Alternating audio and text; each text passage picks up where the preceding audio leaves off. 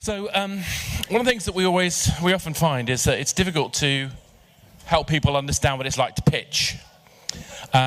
This isn't how to pitch. No. This is basically we're going to try and talk you through a whole bunch of things. I'm going to basically show a series of slides, screen grabs of real games, obscure real games, and I'm going to ask my lovely panelists to give me an idea of, what they think that game should be before I reveal to you what the real game was. I like to think of this as a bit like a Dragon's Den, or maybe a fancy pitching deathmatch. And one of the nice things about this particular thing is that I managed to arrange. Normally we have beer, but I think we have wine today. So we are literally going to score this. So hopefully we'll have some rules. Yes, this is a game. We have to have rules. The games are: I'm going to show a screen grab. We're going to get different pitches, and they have 2 minutes. That's it, just 2 minutes. I will tell them to stop immediately because we don't have enough time to go through them all if we don't. And then at the end, you vote. We're all okay? Yeah, we all get this, right? Good. The voting criteria is as follows. Number 1, originality. Number 2, innovation. And number 3, should this really be made? Now, actually, the real one is what makes you laugh, but that's another subject. So let's see. It's not quite true. Hopefully, you'll be awed by the concepts. So we'll see where we go with that. So this is our first game.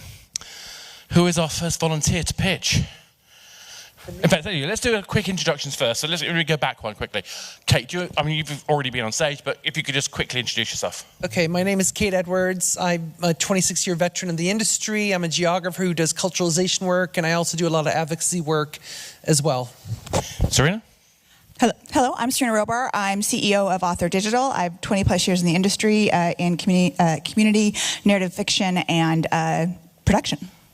Hi, I'm Laura. I got my master's degree from the University of Utah in games a few more years ago than I'm comfortable saying anymore. And I currently work at Niantic on Pokemon Go. My name is Lidi, Giroux, and I'm so far out of my league, I don't even know where to start. That's not but true. I've been working in games for just over 6 years at Eastside Games in Vancouver. And I'm the communications manager. And so what you have to really put into context is the amount of talent we have on the stage and the ridiculousness that I'm going to put them through. Kate, let's start with you. Here is our game. Could you please tell us what it is and how it plays? Can they see the picture behind us? They can see the picture behind you. Okay. You have 2 minutes starting That's now. my pitch. Okay. So this is a vampire RPG. It takes place not in the Pacific Northwest. It takes place actually in southern Korea. And so near Busan in that area. And so basically the whole object of this game is you have to get a vampire to romance you in order to get yourself bitten. But the vampires have a reluctance to do that because essentially basically in this world, vampires just don't have that desire anymore. So you have to romance the vampire and basically get a bite on the neck. That's your goal, is to basically join them and to convince them to do it. And so you have to go through all of these detailed dialogue trees and romance trees and everything to get one of them, to actually do the act. And so then you can be satisfied and join them in the eternal darkness of afterlife. So we have love at first bite. Serena, what's your pitch? I'm going to play that game. Okay.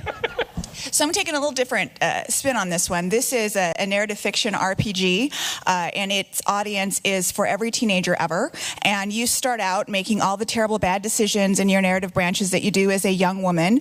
He treats you like crap. He sleeps with your friend. You do all those terrible, dumb things, and you are only rewarded when you make smart, emotional decisions that benefit you and your self-esteem as you move forward. So the only way you win is when you recognize that that bad boy is only ever going to sleep on your couch and suck all the money out of you as he writes that great American novel, and you choose the beta male who's awesome and nerdy and treats you well, and that's how you win the game. Nice. I like it. So beat a better boyfriend. So, sorry, I'm sorry. You're going to get the worst jokes from me. So, Laura. Okay, I'm going to take a slightly different approach. I'm going to say that you actually, as a character, were trained to be an undercover detective, and you're getting ready for the mean streets. So you've been working on your combat training, you've been working, on tough guy talk, and then you get your assignment, and you're actually going into this very highfalutin society. And you're going to have to deal with people that you have no skills to deal with, and they're trying to relate to you on a social level, and you just kind of want to throw a punch in the wall. But you're going to have to work on your soft skills and learn on the job, all with the end goal of figuring out who done it. The spy who... Who hit me? The spy who did it. We'll come up with a better phrase by the time we come through there. I have notes because I was really nervous. This game is called Cupid's Arrow. It's a non-linear narrative idle game. You choose your own adventure where you play as Cupid and you control these wayward lovers. They're super awkward and the narrative trolls you as it spirals out of control. This makes you feel better about how hard it is to find love IRL. So I think we have cupidity there. So, hey, come on, that was good, yeah. I've got to do something in this job. Anyway, so we have to obviously take that to the audience. Let's go start with a summary. So we have a vampire RPG set in Korea with the title currently of Love at First Bite. We have Serena's narrative RPG, young, dumb girl learning about emotional decisions, trying to decide between the bad boy or the beta, and it's currently called Beta Better Boyfriend. We have Laura's spy, high society, the spy who didn't. And then we have the Cupid's non-linear, my brain's gone on. Narrative Idle, that's it, Narrative Idle game, which we're currently calling Cupidity. So, can I please have your votes for Love at First Bite? Oh, okay. Oh, well, it's growing. Any more? Next, can we have votes for Beta Better Boyfriend? Oh, that's strong. Oh, yeah, not allowed to vote. Okay, next, Spy Who Didn't. Oh, actually, I needed to come up with a better name. That's my fault. And then we have Cupidity. Oh, it's a little closer, but I think we have a winner. I think the winner was... He says, getting a pen. Drama, Beta Better Boyfriend. There we go. So that was round one. You probably would like to know what on earth this was. Okay, it wasn't far off, actually. It's actually a game called Proposed by a Demon Lord. Oh. Seriously, this is a real game. You can go to the App Store. This is the URL. So you don't, you credit your sources. Yeah, you basically have to choose a demon of a selection to marry. So they owe me royalties. They literally owe you royalties. It's so close to what you were saying. Anyway, so that was the first game. Hope that was fun. Let's see what the second game is going to be. So the second game is based on this image. Who wants to go first? Let's mix it up. I'll go. So this is tentatively called Hell on a High-Rise. It's a non-linear RPG where you're a high-rise window cleaner who must scavenge materials to help you climb to higher levels. Find unlocked windows to get more items. Every improvement makes your scaffold more rickety and dangerous. See how high you can get. The co-op version is that other players can send you items or sabotage you. Wow, that's nice. So that was Hell on a High-Rise. Awesome. It's an amazing title. Okay, so I'm going to say that for in this game, you are a painter who's losing your sight. So for the first half of the game, you're trying to beat the clock and go see as much of the world as you can before you lose your sight. And then the second part of the game, you're actually going to be trying to learn how to paint without your vision with the help of your very passive-aggressive assistant who will do things like go, oh, that's a choice. And, try to recreate your vision of the world with their help. Wow. Now I'm just sad. So I think I'm going to temporarily call that the unique visions. Oh, that's a good so next we have Serena.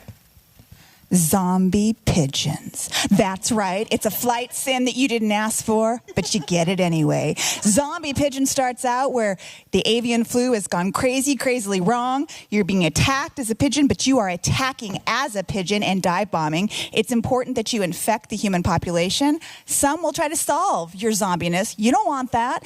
You want to go out and you want to poop on everything to spread your disease. And as you get low on health, as people start to figure you out, you got to eat the French fries from the inside out. That's right. Zombie pigeon attacks, maims, eats your stomach, and succeeds. And eventually, hopefully, zombie pigeon takes over the world. And you, as a human, as a co-op, you're trying to stop it. So, nice. Zombie pigeon. Love it. Kate. Oh, those are hard to follow.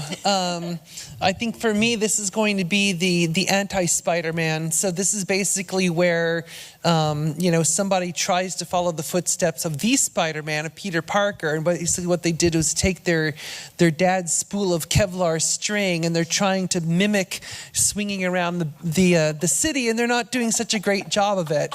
And basically, you get just successively damaged over and over again. And so it's a survival game. You will die many times, but it's basically how long can you stay alive as you're trying to swing from building to building, and you're not going to go very far, but you can try. So we have Spider Can't. Yeah. We have the Hell on High Wire. Hell on High Rise. Sorry, I got that wrong. We have Unseen Visions. I think Unseen Visions is a bit better title for that. And then we have the Zombie Pigeon Pooper Scooper. So let's have votes for Spider Can't. Any votes for Spider Can't? Oh, you're looking out there, okay. Then we have Zombie Pigeon Super Pooper. You can't vote twice. Okay, that's a pretty strong one. Now we have Unseen Visions. Oh, that's a tough crowd, isn't it? Right. And then Hell on a High Rise. Ooh, I think that's a bit of a tie. Okay, going to do another revote. Okay, so it's between Hell on a High Rise and Zombie Pigeon Super Pooper. So, first one, Hell on a High Rise. Okay. Oh, which one was that? Yeah. And then Zombie Pigeon Super Pooper. I think that just wins. I think Zombie... Serena, you're running away with this. It's not allowed. So, we're going to go and try and work out what on earth was that game. Well, that game was Vertigo. It is on Steam. Ready for a sensational, unforgettable experience. Fly through the skyscrapers of a city almost 8 kilometers big with total freedom. Breathtaking routines, experimental acrophobia, and free fall, and much more. It's totally Spider Can't. Totally Spider Can't. Twice. Kate's basically nailed it. Yeah. So, again, all real games. Next one up. I love this one. This one makes me smile. I'll explain why later. So, who wants to be first this time? Go on. I'll go first on this one. Okay, so this is you're going to be playing Lyft or Uber, except for you're trying to pay off your daily fee on this expensive car you're renting. So your car's about $10,000 a day. So you've got to fit in enough Lyft rides to pay off your $10,000 a day super fancy car that everyone thinks you look super fly in. It's Uber Lyft. The Billionaires Edition. So next. Okay, I took a different stance on this one.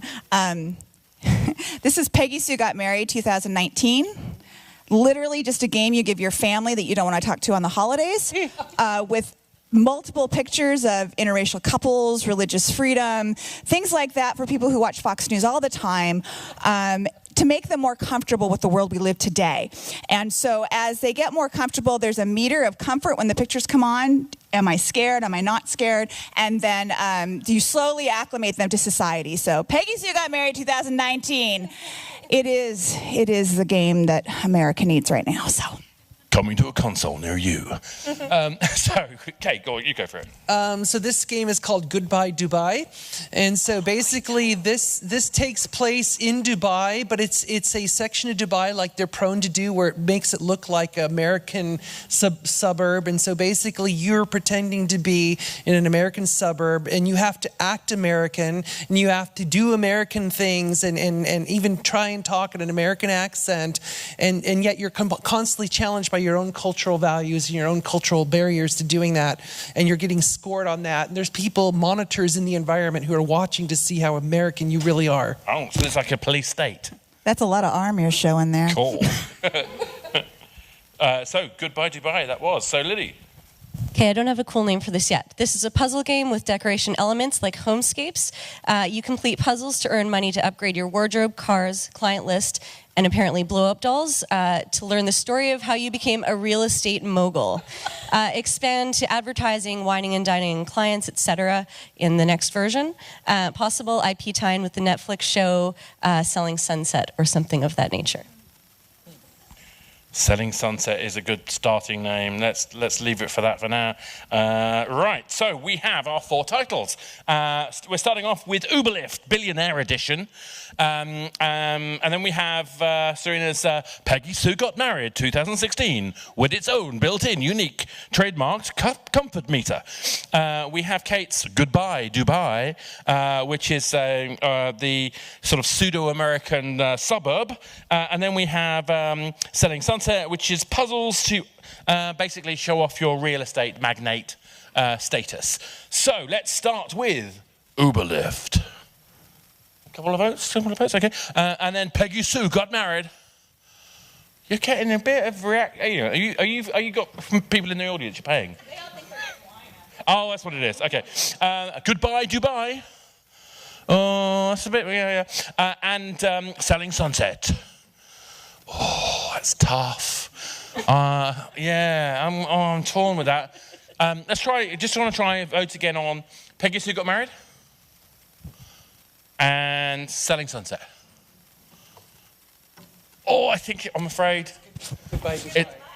Sorry, it was Goodbye Dubai. It was, wasn't it? So Goodbye Dubai. Okay, that wins. Yeah, so you don't get me to concentrate. That's fine. Dunk. Right, we're nearly there. So what do we got next? Let's find out what that game was. That game was Virtual Happy Family Billionaire Edition 2019. Meet the richest family in Dubai and have fun and enjoy the family adventure with Dubai cars like in all Arab games. Meet virtual dad Abdulaziz and virtual princess wife Rabia. Now what's really fascinating about this is the woman in the car is not the same as the woman in the screen grab with the family. Oh, no, she's not. I'm quite confused by this. Obviously not. Anyway, yes, that was a real game. You can go get it there if you really want to. Now, we're into our next game. We're rattling through this fast, aren't we? So, who wants to be first? I think it's Serena. Is it your turn? I didn't have a title for this one, so we're just going to call this Robotscape. But the premise is that it's the future, it's 2050, robots are doing everything for us, but they're on the cusp of self-awareness and they're depressed as hell. So you have to send them to Robot Amusement Park, because as soon as they become self-aware, they're going to know how you treated them, and then that will decide if you survive, if they become benevolent overlords, or if they wipe out the human race. So you send them on mini games and stuff, and then the meter of happiness needs to go higher because they need to know that you're not a douche and that you actually care about them. So singular depression. Sorry, that was the best I could come up with. Right, who wants to go next? Go, Kate. Okay, this is called Trump's Brain, and so basically this is just a simulator to show what's going on inside that mind at any given time. It looks just like what the hell's going on. There's all kinds of stuff happening in here. There's robots falling apart, running into each other. There's a rocket that shoots out to go make a declaration on Twitter for some reason. There's just a lot of stuff going on in here, and there's no real rhyme or reason to it, and so it's pretty accurate. Sounds about right. So Trump's Brain, that was. Lidi. Okay, this is called Boats and Burgers. This is a co-op simulation like Overcooked, where it's a robot takeout restaurant for boats and offers rocket delivery for food as well. They also do boat mechanics, so sometimes you have to prepare food and fix boats at the same time, so it's extremely challenging. I love that. Boats and burgers, that was. Laura. Okay, so I'm going to go with, it's a combination of Ratatouille meets the Goose Game. So you're a rat living in the building, and at night you're going through and trying to steal as many lug nuts as possible without getting caught by the janitorial staff and the automated robots. I'm trying to think about Mechanatouille. Yeah, that's me. Sorry, you don't get quality here. Right, so we have with us Serena's robot game, which I've taken the liberty of calling a singular depression, where we've got to keep our robots happy or they will destroy us all when they become self-aware. We have Kate's Trump's Brain, where we don't know what the hell is happening, but it's basically an accurate reflection of what's happening in a certain president. Next we have Lidi's Boats and Burgers, a co-op of boat delivering food services with rockets. And we have Mechanatouille, a escapade of robots running around and trying to get various morsels associated items. So, with that in mind, let's have a vote. Who wants to vote for a singular depression? Who wants to vote for Trump's Brain? Who wants to vote for Boats and Burgers? That's looking quite strong. And Mechanatouille. All right. Well, I think we know who won that. Da, da, da. Boomp. Right, so we have... Anyone want to guess what that is? Or tell you what, let's just find out. That game was Second Hand. I judged that several times. Have you? You actually knew what the game was? I couldn't remember the game. Now I do. Now you do. See, this is the thing. The Nordic Discovery Contest. It won the Nordic... I'm sure you're right. So Frankie's Revenge is a 1 to 4 player co-op action game with badass robots built from household appliances. Players use chainsaws, disco balls, tennis ball launchers, and various other things. That's basically what's going on in Trump's brain. Yeah. Right. So next, we do have time. I put this as a bonus round because sometimes we run out of time, but I think we can basically get away with it this time. Let's do the bonus round, which is... Here we go. So, I love this. Is going to make me laugh. I don't know if it's going to affect you guys. So, who wants to kick off? Okay. So this one's called Old Man Mischief, and it's a roguelike dungeon crawler where you play as Old Man Mischief as he tries to escape from his nursing home to go to Coachella. He dies a lot as he takes the wrong drugs, including acid, and makes poor decisions constantly. I have no words. Sorry, Laura. Okay, so similar thing. Mine's based in a nursing home, but you're actually playing the horse. So you weren't able to get a traditional horse job, pulling carts and eating grass. So you've been forced to take a job at a nursing home, and you're just trying to help this old man, but you don't have hands, you've got to use your hooves, you don't understand him half the time, so it's your job to make sure that he survives the day. So, horsing about. Sorry, Serena.